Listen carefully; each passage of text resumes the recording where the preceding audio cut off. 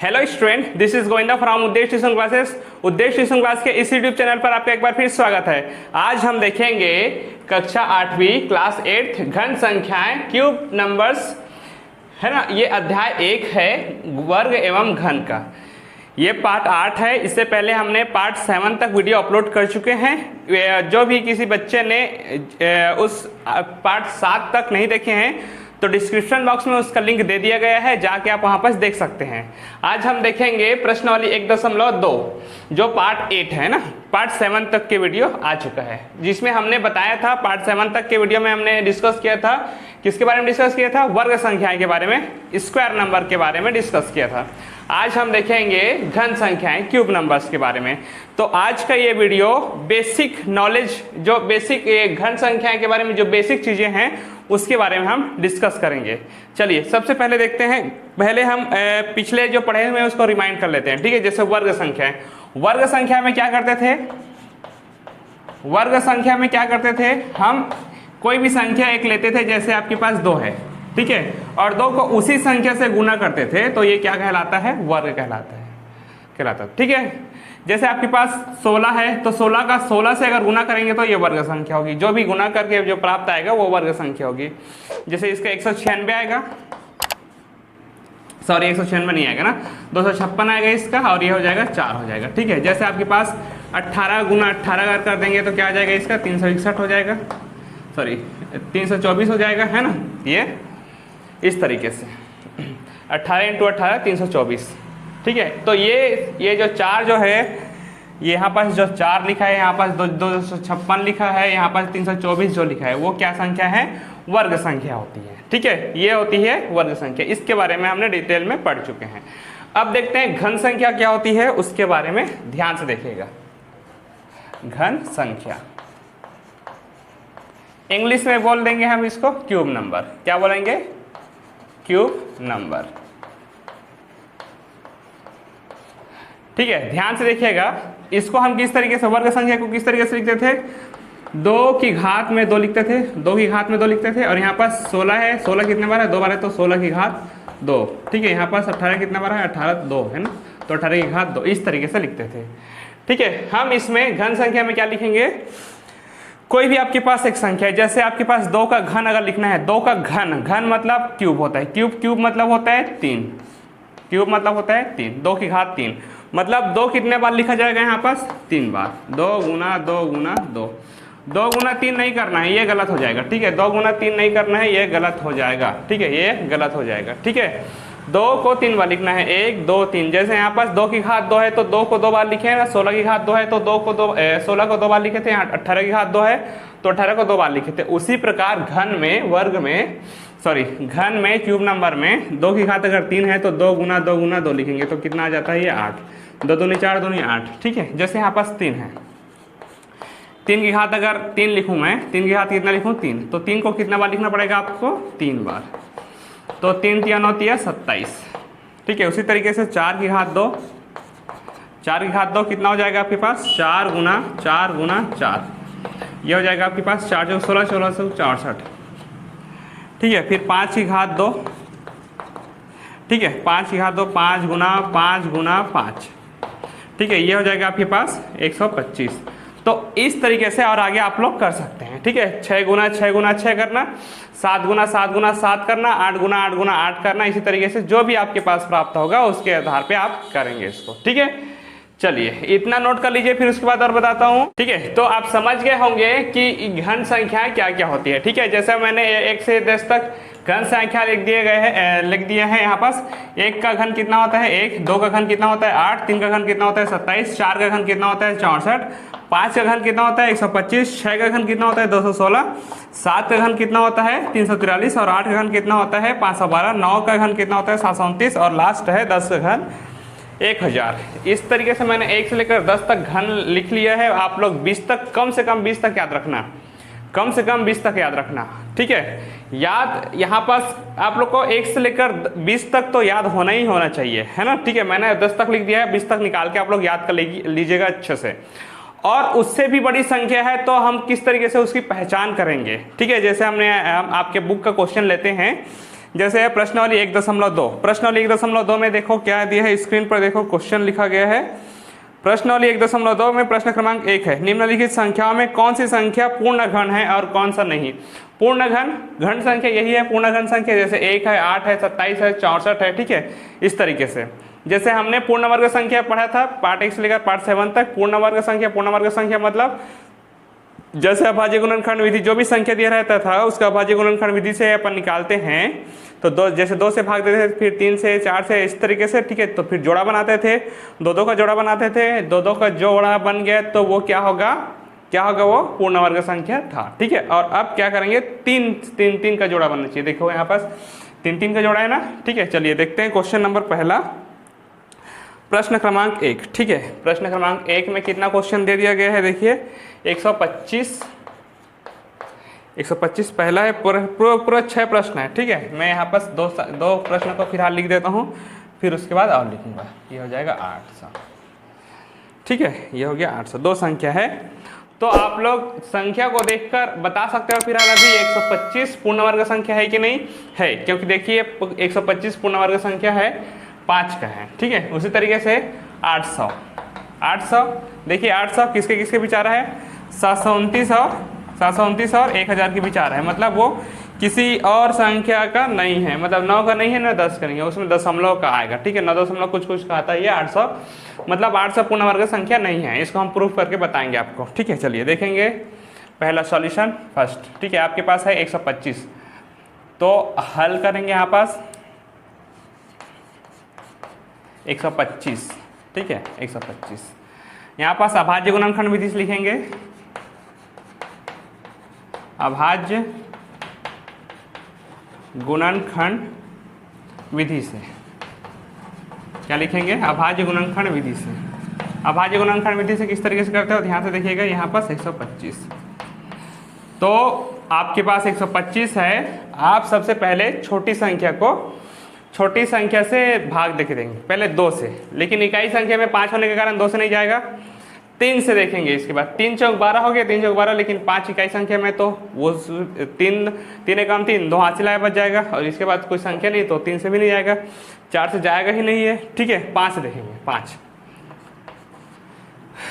एक संख्या है तो यहाँ पास लेंगे, एक संख्या तो यहाँ पास 0 आ गया, ठीक है। अब दोनों संख्या को एक साथ लेंगे तो 12 हो जाएगा, तो 5 दूनी 10, 5 3 15, 3 ज़्यादा हो गया तो 2 बार में 5 दूनी 10, 5 दूनी 10, लेकिन ये 12 है तो 12 में 10 घटाएंगे तो कितना बचेगा 2, ये 2 हासिल आया, इधर चले जाएगा तो कितना हो जाएगा 25, 5 पंचे 25, इस तरीके से। फिर अब ये 0 का कोई वैल्यू नहीं है, 25 है यहाँ पास, ठीक है।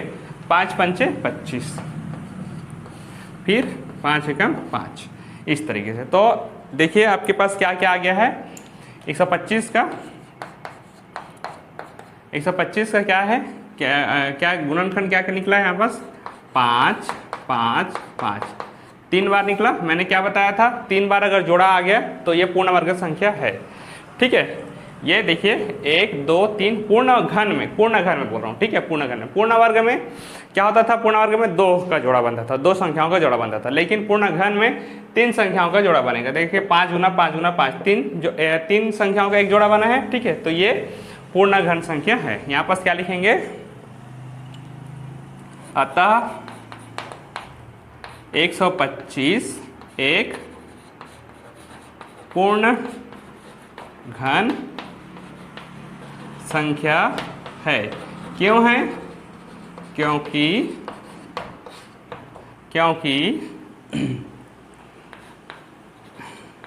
5 5 5 का जोड़ा बन रहा है, जोड़ा मतलब है ना त्रिक, जोड़ा नहीं बोलेंगे आप त्रिक बोलेंगे, क्या बोलेंगे इसको, त्रिक बोल सकते हैं। हम यहाँ पास जोड़ा नहीं बोलेंगे, इसको त्रिक लिख लेंगे।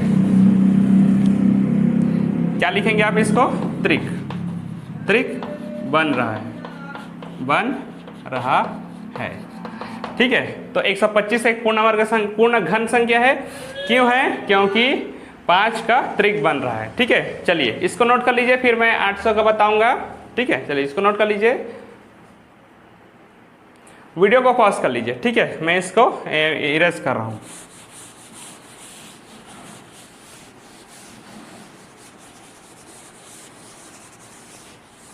पहला हो गया। चलिए दूसरा देखेंगे 800। ठीक है, फिर अभाज्य गुणनखंड विधि से लिखेंगे, अभाज्य गुणनखंड विधि से, अभाज्य गुणनखंड विधि से। ठीक है, तो क्या हो जाएगा आपके पास ये 800,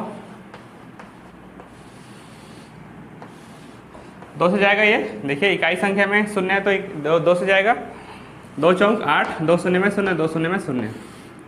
फिर क्या हो जाएगा ये 2 दूनी 4, 2 शून्य में शून्य, 2 शून्य में शून्य।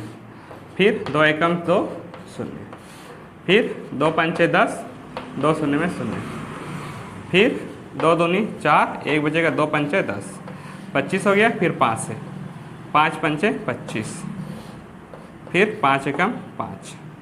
ठीक है, इस तरीके से। तो क्या क्या गुणनखंड प्राप्त हुआ है आपको यहाँ पर लिख देंगे। 800 का क्या क्या प्राप्त हुआ है, 1 2 3 4 5, 5 बार 2, 1 2 3 4 5, और 5 कितना बार, 2 बार, 1 बार 2 बार। देखिए यहाँ पर सब जोड़ा बना, मतलब त्रिक बनाओ। ये इसका त्रिक बन गया और इसका त्रिक नहीं बना है। ठीक है, देखिए इसका त्रिक नहीं बना है और इसका त्रिक नहीं बना है, मतलब ये 800 पूर्णांक घन संख्या नहीं है। मैंने शुरुआत में बता दिया था कि ये 800 पूर्णांक घन संख्या नहीं है करके। ठीक है, चलिए यहाँ पर क्या लिखेंगे आप, अतः 800 एक पूर्ण घन संख्या नहीं है। क्यों नहीं है,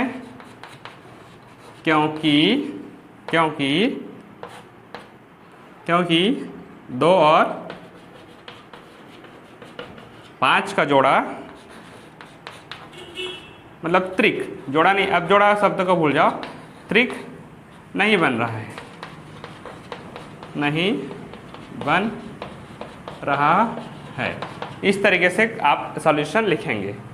चलिए नोट कर लीजिए इसको, फिर तीसरा चौथा बताएंगे। चलिए प्रश्न क्रमांक 2 तक आपने नोट कर लिया है, और वीडियो अगर समझ में आ रहा होगा तो लाइक का बटन दबा दीजिए, और अगर किसी बच्चे को अगर डाउट है कहीं पे भी तो आप ना, ठीक है, वीडियो को रिवाइंड कर लीजिए। ठीक है, तो फिर अच्छे समझ में आ जाएगा।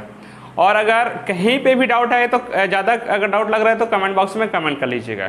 ठीक है, चलिए देखते हैं आप क्या है प्रश्न क्रमांक 3, 729। ये तो देखते ही पता चल रहा है कि 729 पूर्ण घन संख्या है, पूर्ण घन संख्या है 729। ठीक है, और 27 से 44 है कि नहीं उसको देखेंगे।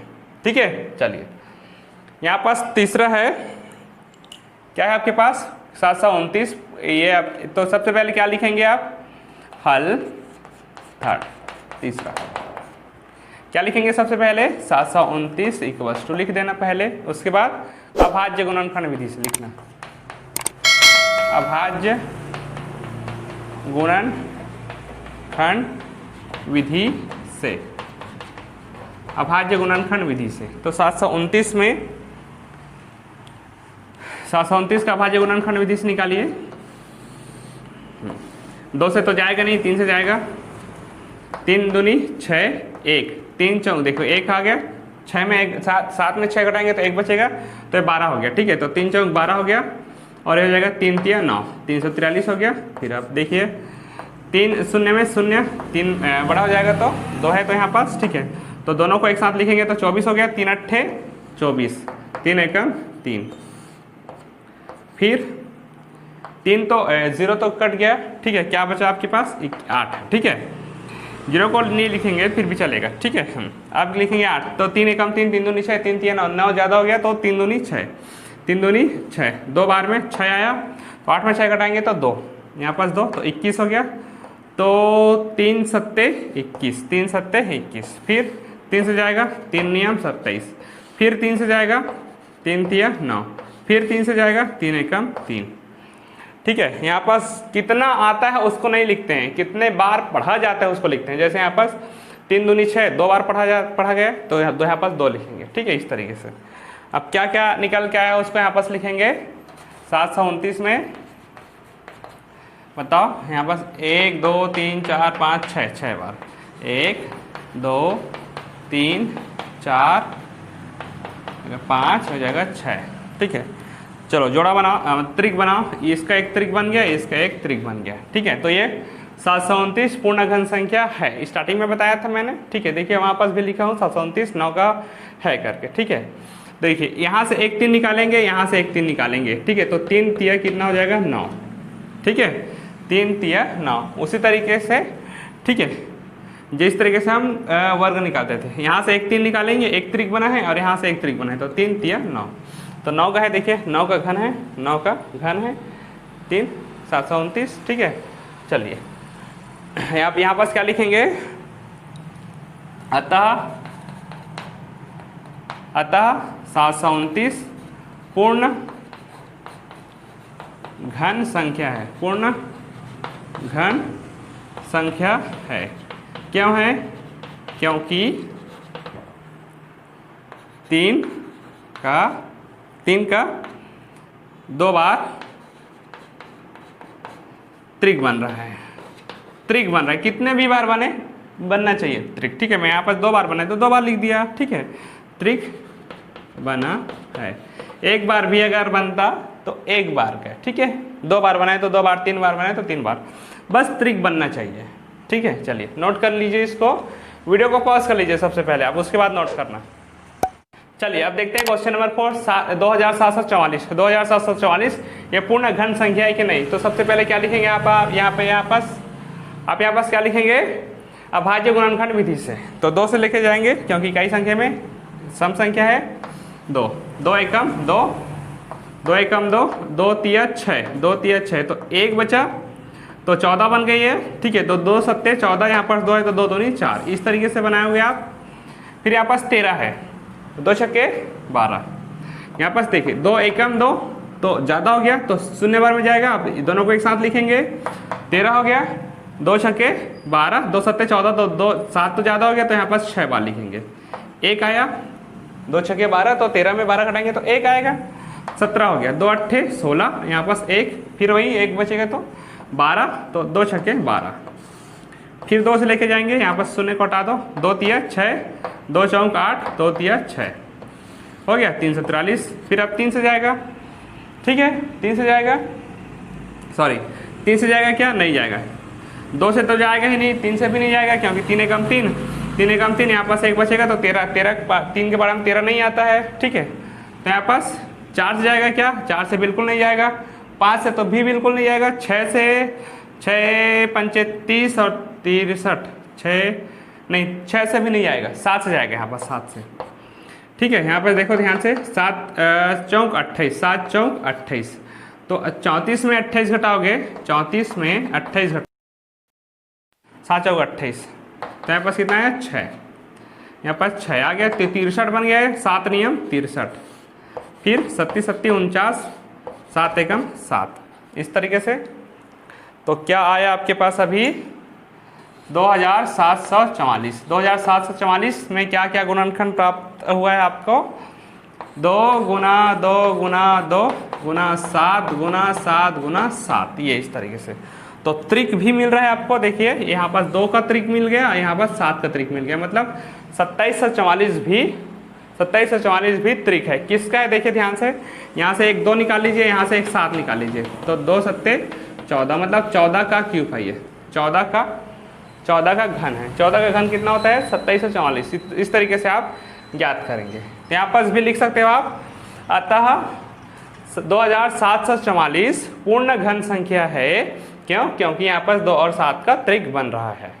ठीक है, और 2744 किसका घन है, ये 14 का है। यहाँ से एक 2 निकाले और यहाँ से एक 7 निकाले, दोनों को गुना करने के बाद जो मिलता है वही क्या होता है, घन संख्या रहता है। ठीक है, चलिए वीडियो को पॉज करके नोट कर लीजिए इसको। चलिए अब देखते हैं क्वेश्चन नंबर 5। क्वेश्चन नंबर 5 क्या है, 22,000 पूर्ण घन संख्या है कि नहीं है, और 832। मैं पहले बता देता हूँ 832 पूर्ण घन संख्या नहीं है। क्यों नहीं है, क्योंकि देखिए ये दोनों के बीच में आता है, मतलब 9 और 10 के बीच में आता है, तो ये पूर्ण घन संख्या नहीं है। इसको आप लोग बनाएंगे। ठीक है, किसी का जोड़ा नहीं बनेगा इसमें, देखना। ठीक है, चाहे एक आध संख्या का बन सकता है, लेकिन दूसरे संख्या का नहीं बनेगा। ध्यान से देखिएगा, ध्यान से बनाइएगा आप लोग, और कमेंट बॉक्स में कमेंट करिएगा। मैं इसको बता रहा हूँ ना 22,000 को। यहाँ पास क्या हो जाएगा, हल लिखेंगे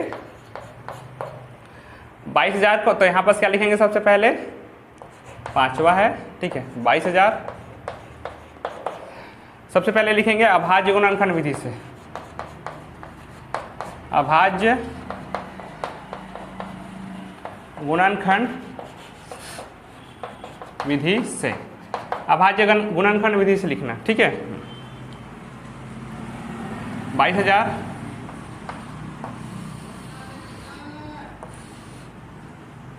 तो 2 से लेके जाएंगे, ठीक है, क्योंकि इकाई संख्या में शून्य है, ठीक है। 2 एकम 2, 2 एकम 2, 2 शून्य में शून्य, 2 शून्य में शून्य, 2 शून्य में शून्य। फिर 2 से जाएगा, 2 एक बार है तो 1 है तो यहाँ पर शून्य बार में जाएगा। फिर दोनों संख्या को एक साथ लिखेंगे तो 11 बन गया, 2 पंचे 10, 1 बचा। फिर 2 पंचे 10, फिर यहाँ पर शून्य है तो शून्य है, शून्य है, शून्य शून्य। फिर 2 से जाएगा, यहाँ पास 5 है ना, ये 5 है, इस शून्य को छोड़ ही दो। अब 2 दूनी 4, 1 बचा, 2 सत्ते 14, 1 बचा, 2 पंचे 10 और 1 शून्य का शून्य।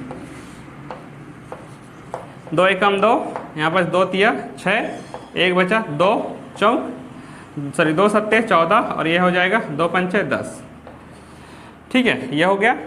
अब ये जाएगा क्या, 2 से 3 से जाएगा क्या, देखिए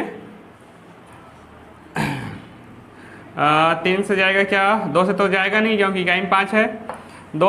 3 चौक 12, 3 चौक 12 और 3 पंचे 15 नहीं जाएगा ये, ठीक है, सिर्फ डायरेक्ट जाएगा 5 से जाएगा।